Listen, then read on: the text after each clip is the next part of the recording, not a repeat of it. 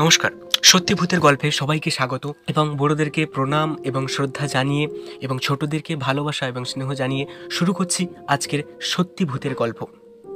আজকের প্রথম ঘটনা পাঠিয়েছেন লখাই মণ্ডল সুন্দরবন থেকে। লিখছেন লিখছেন ভাই, আমি সুন্দরবন থেকে বলছি। তো আমার সঙ্গে রিসেন্টলি কয়েকদিন আগেই ঘটনাটি ঘটেছে। তো হঠাৎ তোমার ফেসবুক পোস্ট দেখে লিখে ফেললাম। তো ঘটনাটি হলো ভাই, 1 মাস 2 মাস হলো আমি যে পাড়ায় থাকি, তো আমার বয়স এখন 45। প্রথমেই বলে রাখি, তো আমার বাড়ির পাশে আমার ছেলের বয়সী একজন মারা যায় কিডনি ও লিভার জনিত সমস্যার কারণে, এবং সমস্ত চিকিৎসা করার পর ও দীর্ঘদিন ধরে রোগে ভোগার পর অবশেষে হঠাৎ মারা যায়। এবং মারা যাওয়ার পর সারা পাড়া শোকাচ্ছন্ন হয়ে পড়ে, সেরকম হয় আর কি। এবং সবার মনে একটা অনেক দিন ধরে ক্লেশ রয়ে গিয়েছিল। পাড়ার সবাই ওকে খুব ভালোবাসতো, আমরা খুব ভালোবাসতাম। তো তো তারপর সব কিছু স্বাভাবিক হওয়ার পর, না, এর আগে একটা কথা বলতে মনে নেই, বলে রাখি। ওর নাম ছিল বাঁঠিয়া, আমরা সবাইকে বাঁঠিয়া বলে ডাকতাম। তো বাঁঠিয়া মারা যাওয়ার পর আর কি পরের দিন থেকে ওদের বাড়িতে বিভিন্ন রকম ঘটনা ঘটতে থাকে। যেমন কেউ ওকে দরজার পাশে দেখতে পেতো এবং রাত্রে বাইরে বেরোলে দাঁড়িয়ে থাকতে দেখতে পেতো, এবং দেখা গেছে এবং যেটা হয় আর কি।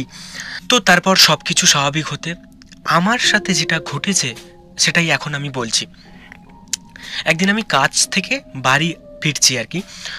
তো সেদিন গল্পগুজব করতে করতে রাত হয়ে গেছে, অনেকটা দূরেও কাজ গিয়েছিলাম। তো কাজ থেকে বাড়ি এসে দোকানের ধারে গল্পগুজব করতে করতে একটু দেরি হয়ে গেছে আর কি। কোথায় কোথায় ঘড়ি দেখতে দেখি না 10:30 বাজে।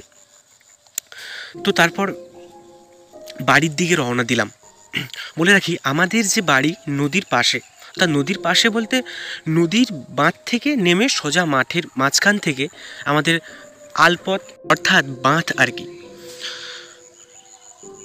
এবং বাঁধ ধরে বেশ কিছুটা যাওয়ার পর বাঁধের মাথায় কয়েকটা বাড়ি নিয়ে আমাদের ছোট্ট একটা পাড়া।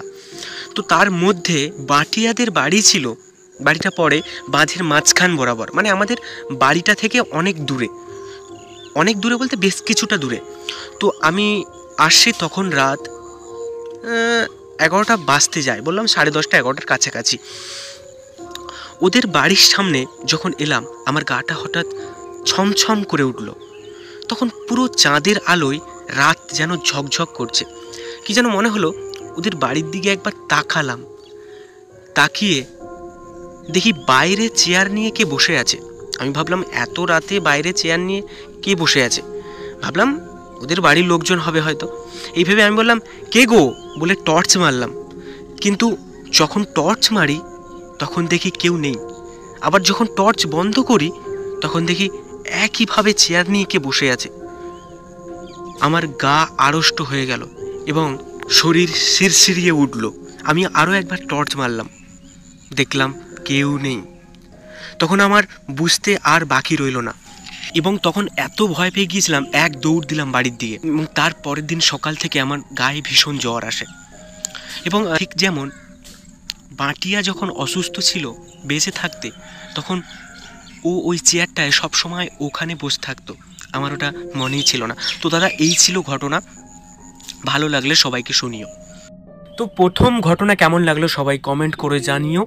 আর চলে আসছি দ্বিতীয় ঘটনায়। দ্বিতীয় ঘটনা পাঠিয়েছে সুন্দরবন থেকেই, সুন্দরবনের রাজারপুর থেকে পাঠিয়েছে বিধুশেখর পাত্র। বলছে, দাদা আমি সুন্দরবন থেকে বিধুশেখর পাত্র বলছি। রিসেন্টলি কয়েকদিন আগে আমাদের বাড়িতে একটা ঘটনা ঘটেছে, তাই সেটা সবার সাথে শেয়ার করলাম। দাদা, ঘটনাটা হলো, সেদিন স্কুল থেকে এসে খেলাধুলো করে আমি বাড়িতে ঢুকছি, তখন আমার মা আমার বৌদিকে বলছে, আমরা দু ভাই, যে বৌমা সন্ধে হয়ে যাচ্ছে, ছাগলগুলো তুলে আনো। তা বৌদি কি একটা কাজ করছিল, তা বলছে যাচ্ছি বলে কি একটা কাজে ব্যস্ত হয়ে গিয়েছিল। তা তাই একটু সন্ধ্যের মুখেই গেল আর কি। তো কিছুক্ষণের পর ছাগল নিয়ে এসে বৌদি বাড়িতে এলো।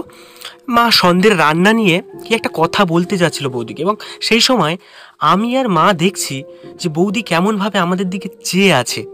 এবং আমি বললাম, বৌদি কি হয়েছে? তারপর আমাদের দিকে তাকিয়ে কেমন কেমন করে তাকিয়ে মুখটা রাগান্বিত করে চুপ করে ঘরে গিয়ে বসে পড়ল, মাথা নিচু করে বসে পড়ল।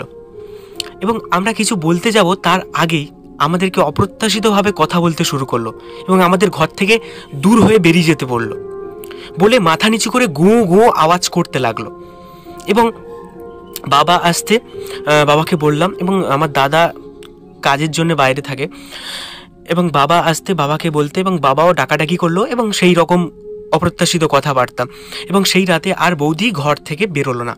এবং পরের দিন সকালে বাবা এক ওঝাকে ডেকে আনতে ওঝা ঝাড়ফুঁক করে বলল, কাল সন্ধ্যের দিকে একা কোথাও গিয়েছিল? তখন আমরা বললাম, হ্যাঁ, ছাগল তুলতে গিয়েছিল একা।